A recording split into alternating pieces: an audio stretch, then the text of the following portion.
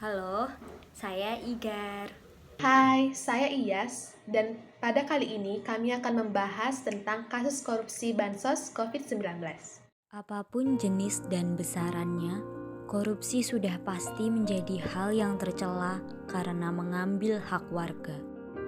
Apalagi di masa penuh bencana, jenis kerakusan yang bikin orang geleng kepala. Tapi justru itulah yang terjadi. Dana bansos disikat dengan ngeri. Inilah kondisi Indonesia saat ini. Saat orang lain berjuang untuk bisa hidup, oknum pejabat malah sibuk tunjuk-menunjuk. Proyek bansos COVID-19 yang dikorupsi, angkanya mencapai 20,8 miliar. Angka sebesar itu sudah cukup untuk membelikan hal yang banyak sekali. Namun ironisnya, itulah yang terjadi.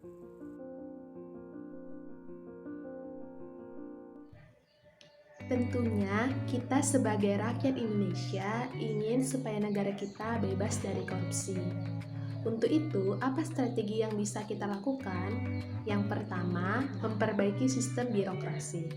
Di Indonesia masih banyak celah untuk melakukan tindak pidana korupsi. Dengan sistem yang lebih baik, kita bisa meminimalisasi untuk terjadinya tindak pidana korupsi. Contohnya, dengan melakukan pelayanan publik yang secara online dan sistem pengawasan terintegrasi. Yang kedua, yaitu edukasi dan kampanye. Salah satu hal yang penting dalam pemberantasan korupsi adalah kesamaan pemahaman mengenai tindak pidana korupsi itu sendiri. Contoh yang paling sering kita lihat adalah pandangan pemberian uang terima kasih kepada aparat pelayanan publik yang dianggap sebagai hal yang wajar. Maka dari itu, edukasi dan kampanye memiliki peran strategis dalam pemberantasan korupsi, misalnya dengan membuat pamflet "Kantor ini bebas dari gratifikasi". Ketiga, mengambil peran dalam masyarakat. Kita dapat ikut serta mengawasi jalannya pemerintahan.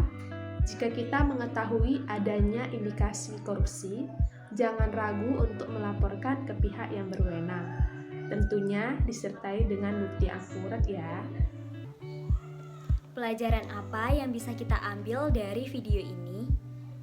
Saatnya kita mulai berlatih untuk menjadi pribadi yang berintegritas, seperti tidak melanggar aturan lalu lintas, tidak membuang sampah sembarangan, dan lain sebagainya. Dari hal-hal kecil tersebut, kita dapat melatih diri menjadi orang yang berintegritas. Karena bagaimana mungkin kita bisa memberantas korupsi jika kita tidak bisa menghindari melakukan hal-hal yang seperti tadi. Semoga Indonesia lebih baik ke depannya dan bebas dari korupsi. Terima kasih.